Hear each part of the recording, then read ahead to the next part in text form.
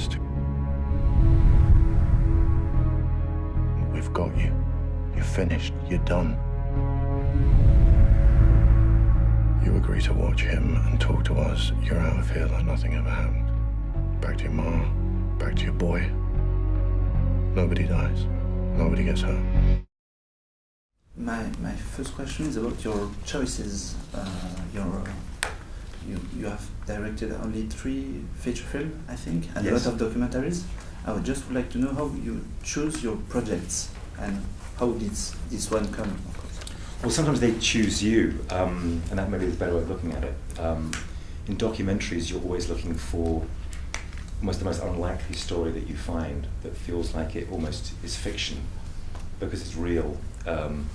That makes a documentary really the best way of doing it. When it comes to feature films, I guess I've so far made films that seem to work within a sort of given spectrum of emotion, which would be kind of anxiety and discomfort and dread. And that's what I've been drawn to. I think maybe because as a director you have quite a responsibility to deliver those elements in a film. That's part of what you're there to do, is to create the right atmosphere. And in thrillers, you're very, very much manipulating the audience, essentially, and that's something directors like to do, I think. I'm sure there are other reasons why you choose things, but almost always it's about the nature of the story and whether you feel you're the right person to tell it. Gillian Anderson, it's a voluntary choice for the wrong element in the story, because it's an American girl or not. Well, actually, no, she's British. She's British, but she obviously has. She born in USA, and I mean, I think maybe the point is, or the question may be, why you cast someone who has that kind of screen baggage. In other words, we know her from the X-Files, but actually she's British by education and birth, I think, and her accent is indeed the accent that you hear. She speaks like that in real life, with a British accent, not an American accent. And she's a very interesting actress to work with, and I wanted to try and make her, in the story, someone who's also a mother. You see her briefly with a child later on in the story. And I like the idea of there being these 3 women in the film as the central characters in some way or other, or having a big impact on how the story unfolds. But choosing her was a very active choice that I made. I wanted her to be in the film. I thought she would be interesting to play someone so cold and detached and cynical, and she did it very well, I think. In some way, when I saw the movie, I was struck by one fact. You were talking about manipulating the audience, and in some way, if you think about the end, there's some kind of open-ending in the way you can see the action of Collette. And what is really interesting is that when I saw the movie, I was thinking about 2 things. First, for this particular moment, it's some kind of usual suspect twist, because you see the entire movie in a different way. Yeah. After the simple moment where she's in the car and she goes away, you're like, okay, but maybe everything was false from the start. Did she was playing with him, or that's the thriller aspect, which is very interesting. And the second one was, I don't know if it's the exact word, a comparison with another movie which is called Animal Kingdom, and show a lot of very hardcore relation between members of the family, and the violence is silent, but when she comes, it explodes on screen, and the way you describe it on your movie is very psychological, and it's very violent, but you don't rely on graphic violence. It's more psychological. I think the idea is more disturbing in any film than the reality of it. You mentioned a film. Firstly, to answer the first part of your question, the kind of films I like to make, both in documentaries and in features, are ones that really invite you to complete the film for yourself.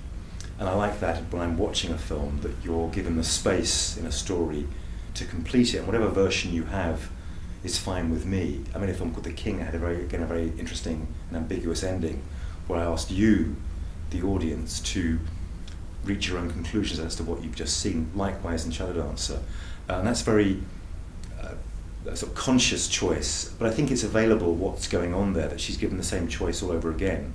Does she choose to be loyal to her family, given what's happened, or does she choose to be give herself up to MI5's protection? And she makes the choice at the end of the film that's different from the choice at the beginning of the film. Animal Kingdom is a film I really liked, and I watched it with my DP when we were talking about the film, because we also saw what you saw, that idea of a family tearing itself apart under this external pressure. And the film is very well shot and very well executed, and it has a similar kind of theme of a family sort of up to no good together, tearing itself apart and betraying the other. So it does have, I'm glad you made the connection, because it's a film that I admired and definitely was aware of going into making my film. Remind me again of the third part of the question. I guess the idea, yes, I mean the notion that an idea is always more disturbing than a reality, absolutely. And what you're seeing playing out there is the implications of a choice that she's made that's very uncomfortable to her, and one that she, again, was an impossible choice that you see at the very beginning of the story when she's offered that choice in London. You wrote the 2 previous feature films you directed. I would like to know if you have intervened or if you have done something on this script, especially. Indeed, a lot. Maybe? If you write your own screenplays, when you're given, as I was given, a very good screenplay, I felt that there were things that we should develop in the screenplay. So I worked with the writer Tom Bradby, and he did the writing before we started shooting. I did writing whilst I was shooting as well, and we changed the ending as we were shooting the film. That ending wasn't in the original screenplay. It became apparent to me as I was making the film, physically shooting it, that the ending we had wasn't satisfactory. It didn't seem to bring a catharsis to the events that we'd shown, nor did it present the characters with any particular choices. And it felt to me that a good ending involves characters making choices, rightly or wrongly. And each of the characters at the end makes a choice, including Clive Owen's character, to go and be there and offer the idea that he can protect her. So yes, you can't help, if you're a sort of writer as well as a director, to try and improve and nudge the writer sometimes, and sometimes do it yourself. If in production that's the best way of doing it, is, well, I'm just going to write this. And Tom, the writer, was very supportive of both the work we did together and the work I then did on my own. So it's an instinct you have as a dramatist to try and improve everything that you do. If it's shortening a scene or rewriting a scene, or indeed in this case reinventing the conclusion of the film, which is a very big part of how a story reads, is the ending. It's very important. And I'm glad we did change things. I think the ending we have is surprising but inevitable, which is the definition, I think, of a good ending. For me, the big question of the movie, it's the people can change. Is that's correct or not?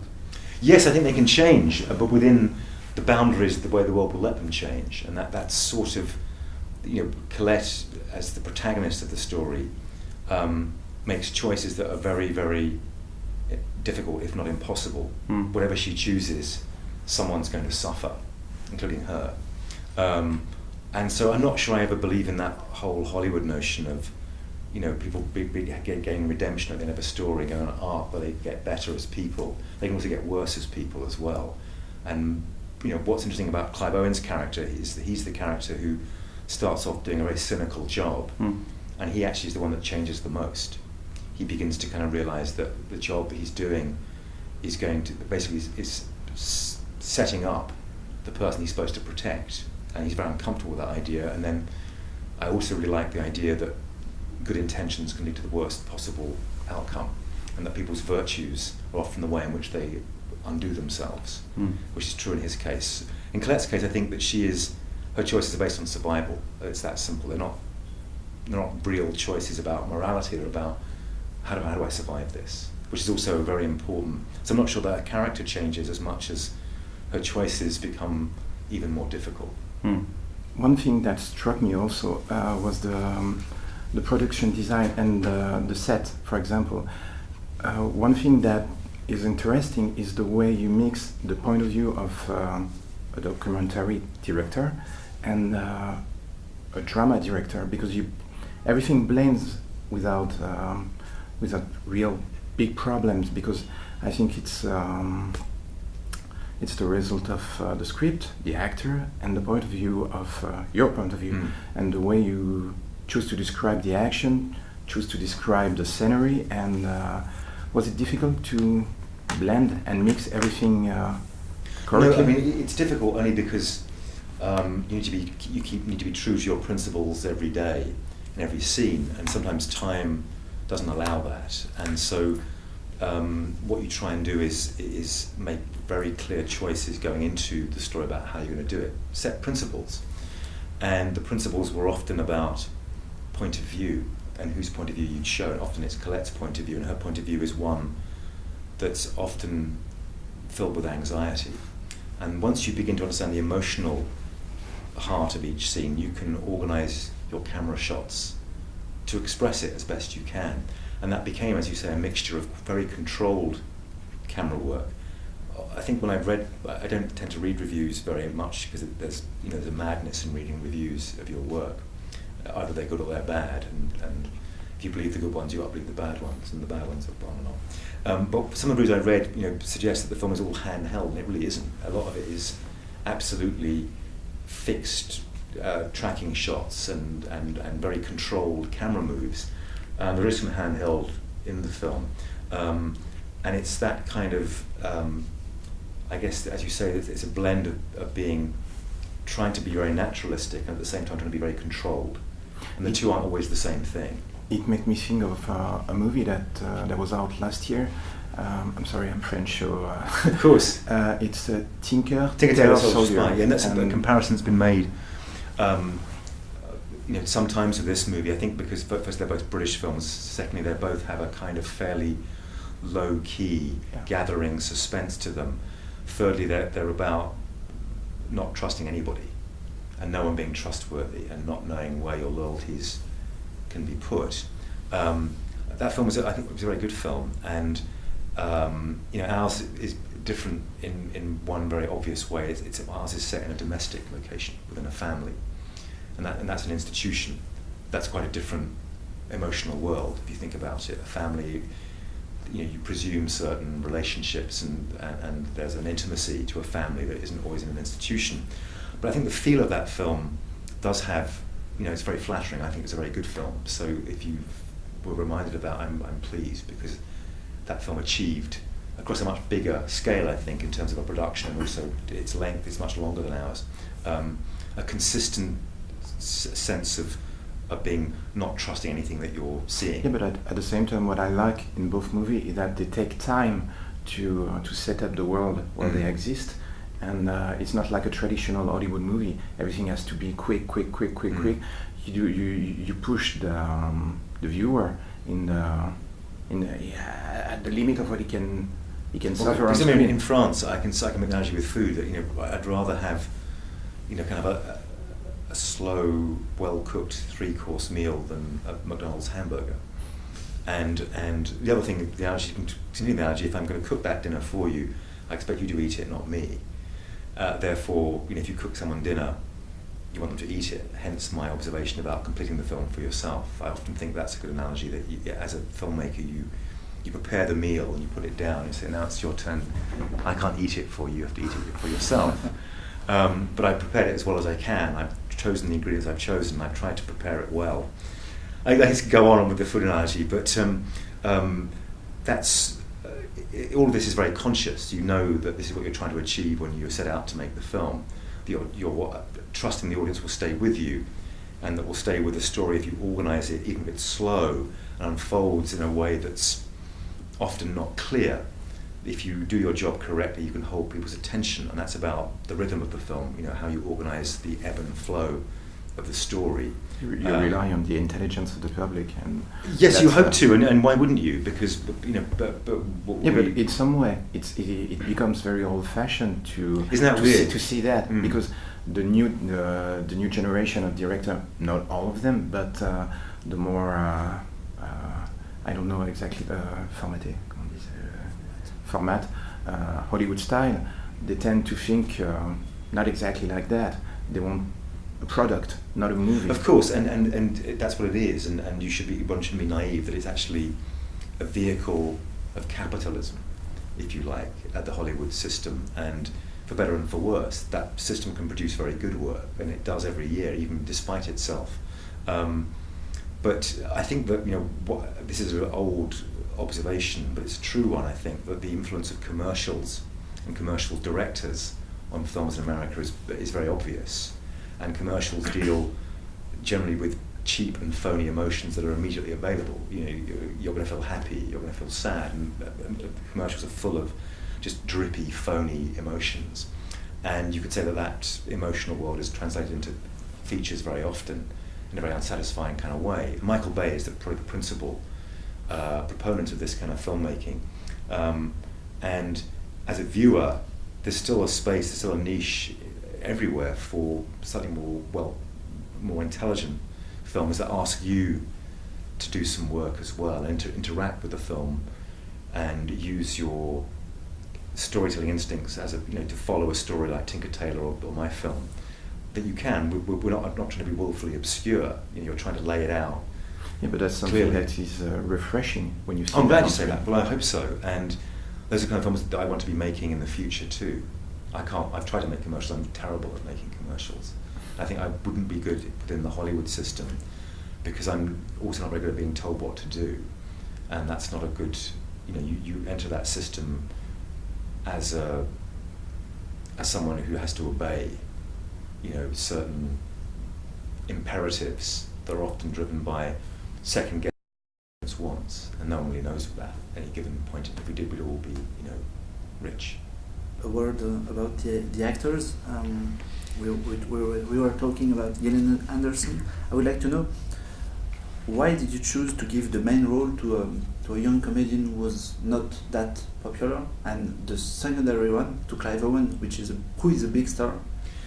Well, I mean, it's I guess speaks of a system that allows me to do that in Europe and in Britain. The film was an British-Irish co-production with French money, and of course it's helpful to have Gillian in the film and Clive in the film in a purely cynical way, but that wasn't why I chose to work with him. It was actually much more of a creative choice. Clive was the first person I thought of when I read the script for Mac, and an actor that I'd long wanted to work with. I felt that he'd done some smaller films in his career early on that were fantastic and really beautifully acted. Andrea was just, for my money, the most talented actress in that age range that I was aware of, who I felt could pull off the technical aspects of the role, which are about accents and those kinds of things, but much more importantly, the emotional world of that character felt very available to her. So whether she's a big star or not a big star, she was the right person. I think the film shows that. It's really a very beautifully modulated performance.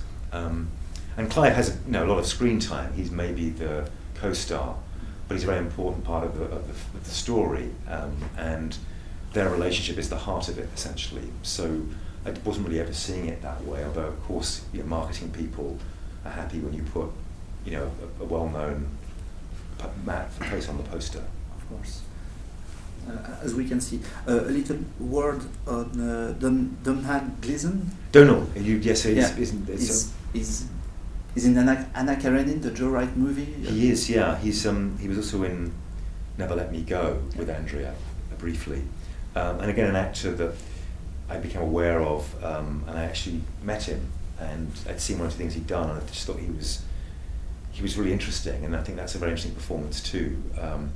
There's a kind of good-hearted character within someone who does terrible things, and he's a good brother to his sister. And Donald isn't, you know, he's got a fairly kind face, so he plays, in the film, he plays ruthless at certain points. Another thing that I like to do is cast actors that I'm going to get along with personally. That feels like an important thing. So you cast people that you think are great, and also you meet them and make sure that there's going to be a personal collaboration, and that's certainly true with all the actors in this film. The change is difficult for the characters, and finally there isn't a bad or a good guy. It's just a tortured life for the characters. You think of the people are good and bad in the real life? Oh, yeah, well, absolutely. Good people are capable of doing very, very bad things, and bad people are capable of doing, you know, very good things. And there's you know, aside from people who may be clinically insane and do appalling, terrible things for reasons of their own, you know, madness. Certainly, I mean, Rupert Murdoch is an example. There's someone I think is a truly evil man, not in himself, but in his actions, and his impact on the world is a terrible one. I don't think he's evil in himself. I don't think he's bad. He may well be, but I don't know that. All I know is that his actions are bad. And in a sense, that's what drama is about. It's about what someone does. And documentaries are really crucial on that score. When I do documentaries, you often find people want to try and reinterpret what they did and sort of say, well, I did that for this reason. But I'm very concerned about actions and what people do. There's any way you can know how they are.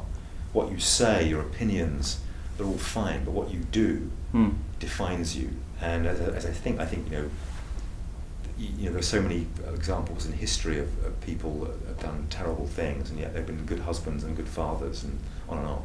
So there's no black and white. And if a story like this, I think, is a great vehicle to explore that complexity in everyone's character. Now that the shooting is over, what was the most pleasant memory that you have for your favorite sequence, for example, and the worst one? Okay, well, that's a good question. I mean, there's a satisfaction you get as a director, which doesn't happen very often on a film shoot, when you know you've shot something really well and that you're really excited about it. I mean, usually you shoot a scene and you're happy with it and then you walk away. There are certain scenes that you know are kind of special, and they become special by the way you've shot them at that moment. I would say that the scenes between Andrea and Clive in that strange, sterile hotel room were particularly rewarding because it was Clive's first day on set. He'd just come to our set. He was new. We'd been in production for 3 weeks. I didn't know how it was going to work between Clive and Andrea. The scene itself I'd changed at the last minute to be not a prison cell, but this strange abduction where she ends up in a space that just, there are no rules, there's no law, there's no policeman. It's MI5 and they can do what the hell they like with her. When we started shooting that scene, the chemistry between Andrea and Clive was so immediately interesting. The acting was so interesting straight away, and we were able to cover that scene visually in ways that usually you don't get a chance to cover all your options. Usually you shoot it one way and you commit to it. That scene I'd allowed a day and a half to shoot, and we covered it, I think, very well. So I walked away from that scene thinking that I'd got the most important scene in the film that galvanizes, that catalyzes the rest of the story. I thought it worked very well. So that was a happy day. There's very few of those as you're shooting a film. Usually you feel a little unsatisfied with everything that you've done. The funeral scene, where we have lots of extras, and it's a big scale of production, and that scene was really hard for two reasons. Firstly, that I misunderstood the scene going into it. That the night before I realised I didn't really know why I was shooting this big epic scene. There was no point to it. It was just a spectacle. Nothing happened that changed the story. But, so then I thought, well, okay, I've got to do something about this. It's now 2 o'clock in the morning, I'm shooting the scene at 7 o'clock tomorrow morning, and I've no idea how to shoot it because there's no point of view in this, it's just a spectacle. This is how it's written. I've been so concerned about the logistics. I want this vehicle, I want these soldiers, I want this number of people. And I forgot why I was even shooting it. So I had this brainstorm, I need to bring Andrea into this house and make her see what she's done. And that's the heart of the beginning of the scene. And then I need to get with each one of the characters and see how they're reacting to this. Then I know how to shoot it, and so I thought, okay, I can go to the set and shoot this. But then we had a day where it just poured with rain, and all the extras were on this little sad little sort of like tent thing, waiting. We'd go and grab them for 2 minutes and shoot a bit, and then it would rain again. So the whole scene was just really difficult to shoot. There was no continuity. If you would see it again, you'd see what I mean. The clouds are different every single shot. And that's enormously frustrating when you've got the means to do something and the weather just fucks you over. Particularly when I'd solved what I felt was the problem of the scene the night before. I was like, please, God, this is going to work now. So that scene was for all of us really tough because we walked away thinking, well, have we got the scene? We've got all this money spent on the scene and we didn't know. We thought, well, maybe it's terrible. And then I saw the rushes and it became quite a good scene in the film, actually. It didn't sort of show its problems. But that was the worst day we had. I read that you shot mainly the movie in Dublin? We did. I can explain why if that was your question. Yeah, absolutely. This kind of film is put together in a fairly delicate way. You had some money from France, we had some money from Britain. then we tried to find a co-production in Northern Ireland. We couldn't make a co-production work with the Northern Irish Film Board, who were going to invest in the film, and they didn't want to. The Irish Film Board then very happily said, well, we'd love to make this film in Dublin. We have a great cruise here, and we have lots of empty office space because our economy has gone to shit. Come over and make the film with us, and we did, and so it was purely a financial reason. And then we had to kind of invent our own version of Belfast in Dublin, which wasn't too hard. The city, the geography of the city is quite the same, but the point was you shooting in Dublin, you cannot put some big places or famous places of North. Well, I think that was, in a sense, that was a virtue, or we made it into a virtue because we've seen them all before, and you know the imagery of the conflict is so clear, it's so cliche. Certainly in Britain it is. So to not film in the obvious places felt like we were creating something a bit more mysterious, which felt like a good thing, given the imagery is so familiar. To be forced to invent our own Belfast, what we could find, and we obviously looked at Belfast. I went there and found housing estates that looked a bit like the ones that we ended up using in the film. So then you embrace the limitation and make it into a virtue, hopefully. For the next project, you think to shoot a movie or documentary, and you know the subject of the film, like Shadow Dancer in the thriller or not? No, I'm going to do hopefully a very dark comedy as my next project. It's a feature film in America. That's what that calls it. Okay. And the film has some complications at the moment, which we're hoping to sort out when I'm done here. And I'd love to try and do something that isn't in that sort of dread-filled, anxiety-filled genre, and do something that's more like some of the documentaries I've made, which can be quite comic and quite mischievous and playful. And this film has all those qualities to it. It's a film with Carey Mulligan, who plays a kind of fading beauty queen who works in a little diner in a small town, and she's very unhappy with her. She expects more from life than being a waitress in a diner, so she ends up sort of seducing and then recruiting a young fellow to commit this horrible crime, which involves kidnapping a very rich man and burying him alive underground in a box until they get the money from his family to let him go. It all goes horribly wrong, hence the comedy. So it's definitely a different kind of movie for me, which I'm really looking forward to, because I love doing that stuff in documentaries, things that are kind of funny and witty and playful and joyful almost. So it's a nice change of pace for me, I think. You were talking about moving to a different genre, so what would be your dream cast for this new project, for example? Well, I got it. I've got Carey Mulligan, who I think is a really amazing actress. And there are definitely certain actors that you become aware of that you really like to work with. And Carey was one of them, and my wish has come true. I've seen her 3 of her films now, and I just think that she's got something that's so right for this character, and she also really wants to do it. There are other actors that I'd love to work with. Michael Fassbender is an actor, I think I'd love to work with him. Really interesting actor. There's some French actors that I'd love to work with too. That guy in Prophet, the older guy in jail, Nila Restrup, who I think is probably Scandinavian, but a wonderful, brilliant actor. Love to work with him, and also with the main character. Drame. Yeah, amazing. He's incredible. Amazing actor. So, and I'd love to make a film in France. I mean, I can speak French well, and if you're out there, I can speak French reasonably well. And I think you have a great sort of culture of filmmaking. You have brilliant actors. I'd love to make a film here if I got a chance to. Talking about this movie with Carey Mulligan, I heard, but it was a couple of months ago, that Robert Pattinson was in Yes, he's going to be in it too, playing a juicy, nice supporting role. And he wants to, to leave his teenage franchise behind and do other kinds of work, and he really liked the script, and made big efforts to be in the film. And when I met him, I felt that he was a young actor with proper creative ambitions that I really respected and admired, and he wants to get wants to do this kind of filmmaking. And he's been in a film with Cronenberg, which was a very interesting movie, Cosmopolis, and I think he has some real potential.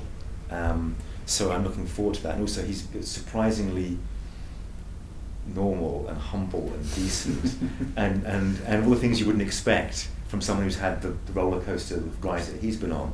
And we're both British, so there's a shorthand that we have, I guess, together that's cultural. So I'm looking forward to it very much. And when do you start shooting?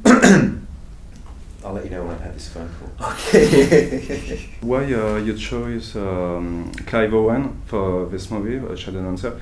Well, I think he became one because of the offers he got and opportunities he had in America, I think, to be that kind of actor and to work on a big scale. What I do know is that Clive is a really good actor. He has a background in theatre and therefore, and in smaller movies and television. And this was a way of bringing him back a little to that level of filmmaking. That was your question. It's different style in the little movie, and the blockbusters are more big movie. It's a good actor, but the choice is absolutely. But also that kind of actor does come with a certain screen persona that you have to work with or work against. But Clive is a good enough actor for that to kind of, in the first scene he's in the film, you kind of just, my view is you just get with the performance and the character. And Clive also is not a vain actor. He doesn't need to look great and be in immaculate suits and have his hair done properly. He's very happy to look, as he does in our film, slightly defeated and slightly shabby and slightly, vulnerable. And that's an important quality that he brought to the film. He doesn't have vanity as an actor. He doesn't have to look good and be the hero. He can play a confused and vulnerable character rather beautifully, and he does it, I think, very well in our story. Yeah, it's not easy to play these characters because it's just a guy with a lot of secrets. Absolutely, yeah, and he gives you something. I think he does. The way he walks in the film is very important. He walks in a kind of defeated way. It's not like he hasn't got this bold, confident, alpha male stride. It's kind of like he lopes along a bit, and it's very conscious as an actor. He made those choices. I really embraced the moment I saw what he was doing. I thought, this is going to be great. Look, he's really doing this as a real character, not as a movie star. If you have in the near future the opportunity to direct one more time Andrea Riseborough, what would be the dream project you will be? I'm looking for it. I'd love to work with Andrea that again. She's an actress with enormous range, so she's someone. Also, we had, I think, we collaborated very well on this film. So I'm trying to think of anything. I've got nothing to offer her now. But almost every film I would consider. I mean, I've worked with some great actors over the years, and you always think it would be great to renew that collaboration. Gael Garcia Bernal is an actor I worked with on my first film. I'd love to work with him again. I'd love to work with Paddy Considine again. I worked with on Red Riding, and all the cast in Shadow Dancer, Clive and Andrea, and Breach Brennan and David Wilmot and Donal and Aidan Gillian. I'd love to work with all again because it was such a great experience working with them. So, like other directors, I think P.T. Anderson does it and Altman did it too. I'd love to be able to work with the same actors and push our collaboration further. And Andrea is someone I'm almost certain to work with again if she'll have me. Good, you're done. Yeah. Okay, great. Thank you very much. Just one last question. Sure. Personal question. What is your favorite movie in this year? This year? Oh, that's a very good question. There was documentaries that have been really good this year. I've seen 3 that I really liked. One was called The Imposter, which is a British documentary about an extraordinary real-life story of an imposter who goes to live with a family in Texas and passes himself off. He's French. Okay. He's a French con man, and he goes from France to Texas and for a while gets away with being the long-lost son of this redneck family in Texas. Amazing story. And very well made as well. Sarah Polley made a documentary called The Stories We Tell that I found curiously moving and honest. It's about her own family, and you think, oh my God, an actor making a film about family, that's the last thing I want to see, a vanity project. And of course it isn't, it's absolutely a very intelligent and heartbreaking film about family secrets. And it's a very great film, I can recommend that. In terms of features, I've not seen anything that's really blown me away that I can put my brain on at the moment. I liked Skyfall, the James Bond movie. I thought it was really good. I thought it looked really beautiful. It was a really beautifully shot film. I was surprised how much I liked that film. Let me think what else I've seen this year. It's an interesting question. No, those are the ones that come to mind. So there's another documentary I saw called The Gatekeepers, about interviewed 6 chief heads of Shin Bet, the Israeli Secret Service, and that was a really interesting, sobering film about the cynical activities of Shin Bet as told to you by the people that did it, and their conclusions as to the fact that they failed. Very sobering, very good film. The Gatekeepers. But those are 3 documentaries and 1 Skyfall. I'm sure there's something else I'm missing. Some brilliant. The Haneke film I haven't seen yet. I'm sure that's pretty amazing. I like his films very much. I haven't seen that yet. And I've had mixed feelings about The Master. I was hoping to love that, and I need to see it again. It's an untidy film in some ways, and a film that needs you to go and see it again to see whether it's brilliant or disappointing. That's the P.T. Anderson movie.